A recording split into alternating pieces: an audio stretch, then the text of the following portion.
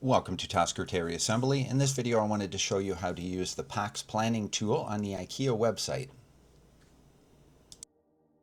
So we're going to create a complete design here, and I'm going to show you step by step how all of this works. We're going to click the PAX Planning tool. We're going to create a new design. Now the first part that's pretty important is to customize your room size. Now just for the sake of this video, I'm going to do a 10-foot ceiling, which is 304.8 centimeters, which is on the right side of the window. Hit enter. We're going to go 10 feet wide as well, which you see at the bottom of the window here I'm setting. 304.8 centimeters. Hit enter.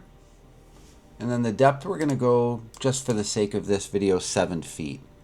Which is 213.36 centimeters, and that's what our room size will be for this demonstration. We're going to click done, and this shows us what that room looks like now. Now you can click on the floor and hold the click and move this room around and look at different angles. You can also use your wheel on the mouse and zoom in and out to see what things look like. Also at the top here you're going to see your summary with the price. That's going to change as you add or remove different parts to this wardrobe. So the other important part of this is to go in the order that you see the list here.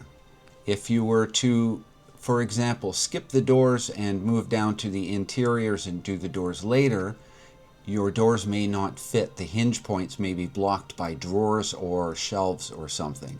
So it's very important to go in the order of the list. So we're going to start at the top with frames. You're going to see you can choose some colors here. Some frames are only available in some colors. For example, this 35 centimeter, if you choose that, you're going to see that the beige gray color is not available in that depth. For the sake of this video, we're going to keep it on the tallest and the deepest and see what's available, which are these. So I'm going to go for this size room. We could put 100 centimeter. We're going to go over here and click that wardrobe and hold the mouse and move that over. We're going to go back over here and let's get the 75 for the middle. We're going to click that. It automatically puts it in, but we're going to push them together. So click it and move it over. We're going to go back to the right and we're going to get another 100 centimeter because that'll fit in this 10-foot room nicely. And it puts it there automatically. Now again, you can click on the floor of the room and move this mouse around and get a 3D look at everything as you're going. So now we'll go back up to the right side where it says frames and we'll click back and we're going to go to add-on units. In this particular one, we're not going to do any add-on units.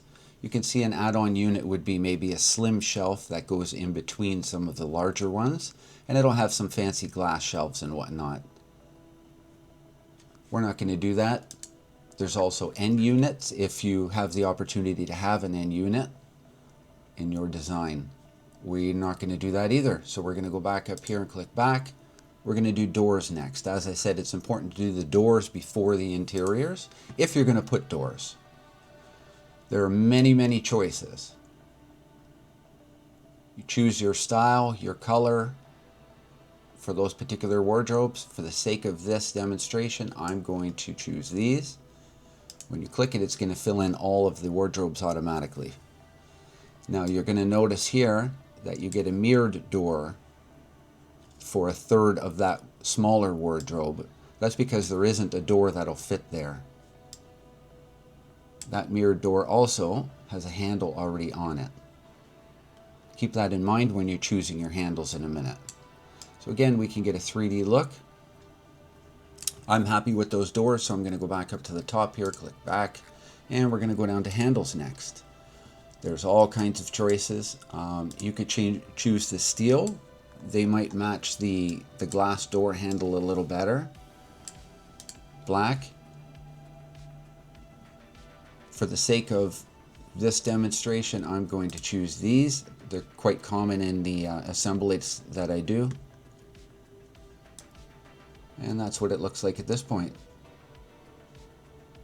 If you're perfectly happy with that, we'll go back up to the top right and click back. I do suggest getting a drill template if you don't have a handle jig. In one of my videos showing how to attach these handles properly onto wardrobe doors, I do have a proper jig there, and I show you how to use it and where to buy it. But you can also do this if this is going to be the last time you're going to use it. So we're going to add that just for fun. So we've done the frames. We didn't do any add-on units. We did the doors, we did the handles. Now let's look at the interiors. First thing you're going to see is some pre-designed interiors that will fit directly into the wardrobes that you've chosen at this point. For the sake of this demonstration, we're not going to do that. That would be too easy. The video would be over. So we're going to go here to the interior list and design our own. We're going to start off right at the top with close rails. When you click it, it's going to put it where it suggests. You can click that close rail and move it up if you're not putting anything above it. You can click it and delete it if you've made a mistake. But we're going to click it. And we're going to leave it there. We're going to click another one, put it there, and we're going to click a third, but we don't want it at the bottom. So we're going to click this one, and we're going to drag it over and put it there. And this is where we are now. So we can get another 3D look. Whoops, I didn't mean to go too quickly there and get you dizzy.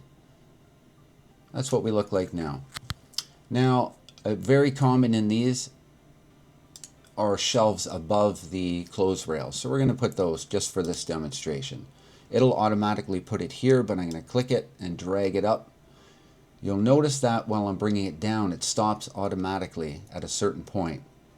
That's where you want it to go, and that's the safe zone basically. We're going to do another one. It automatically puts it there, but we're going to click it and drag it up, put it here, down to the perfect spot lined up with the last. And we're going to do one more. Click that one and drag it up to the top into where it goes there. Looking good so far. That's what it looks like. Next, I think on this right wardrobe, I'm going to change the options a bit. Let's scroll down a bit, and we're going to put a basket at the bottom. So something to keep in mind here, as you can see right there, is the hinge for the door. You cannot have a drawer at the bottom if you have doors with hinges. You won't be able to put the hinge in. So baskets typically go on the bottom just like that, and then you can put drawers on top of the baskets.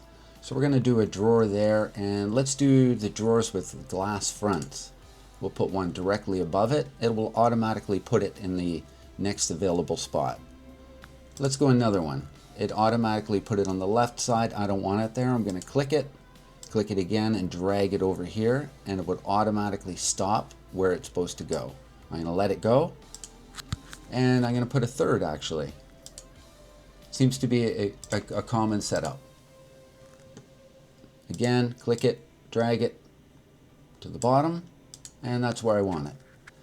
Now on top of that glass drawer, let's put a pull-out tray with divider. This could be for your watch, your belts, your tools, or sorry, not your tools, your wallets, that sort of things. So it puts it in the middle here, but let's click that, and we're going to drag it over on top of the drawers and down to the last available spot above the drawers. Above that, let's put a glass shelf. Where are we here? Glass shelf. And we'll drag that right above. And that's the typical kind of design right there. Very nice. Now we're not going to be done yet. I think that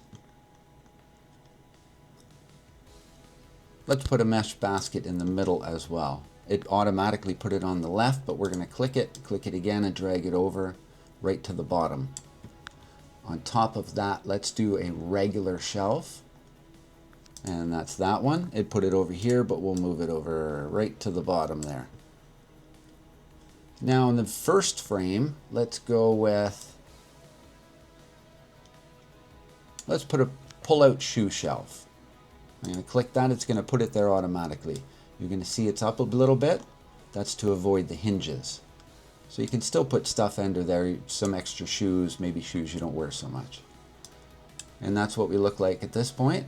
It's looking great. Now, let's go back to the top where it says interiors. We're going to click back. Let's go to organizers. These are these storage boxes that'll go up on the top shelves if you want.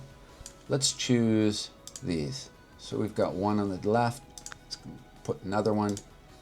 Let's fill it up. That's quite common, actually. I get a lot of people that have purchased these when I'm assembling these wardrobes. So that's what we look like at this point. It's a nice setup. You can click any part of this and delete it at this point and still change anything very easily. Just click, hit the delete button, it's gone. We're going to go back, we're going to put that shelf back for now.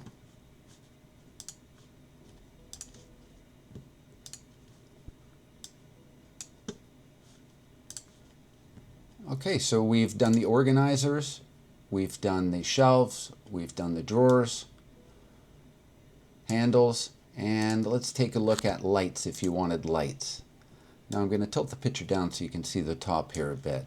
You can get these lights here that go on the top of the wardrobe and shine down. Very nice looking. But what I find is common in the assemblies that I do are the light strips. They have a sensor in them that the light will come on when you open the wardrobe door. So we're going to click that, and you can see that it puts it underneath of each of the top shelves. Now, had you not put top shelves up there and only had the clothes rails, those light strips could go right at the very top of the wardrobe. They come with the hardware to put them up there as well. There's many options for those light strips. You can also put a light strip in the under the glass shelf as well and light up your little area there that has your belts or wallets or watches. So I'm pretty happy with this at this point. We're going to go back up to the top and click back. And a reminder that you can check your summary here at any point. You see your price, your total. You can still make any changes to any point of it. It's very easy at this point. So I'm happy with this. We're going to go to summary and click summary. This brings us here, tells us what's in stock, what isn't in stock. You can go through the list. If you find something that's not in stock and maybe you want this done right away, you can still go back and make changes to your design. All you have to do is go up here to the top and click back. Again, you can make changes. Now, some things to keep in mind here are your design code. Your design code is right over here. Keep that in mind. That's going to be helpful when you actually go to put this wardrobe together. So we're going to go back over here to the left. Assembly overview. And this is actually your design that you just did. You need to have this when you put it together so you know precisely where everything goes. This tells you the exact pins of each component that you've purchased. It tells you exactly where it's going to go. This will make it so much easier. If you don't have this design, you're guessing and you're putting shelves in and taking them out and moving them around, and it's a pain in the butt. So hopefully this video has helped you with the PAX Wardrobe Designer. And if it has, hit that like and subscribe button. I'd appreciate it. And don't forget to check my channel for full assembly tutorials on pretty much all IKEA furniture.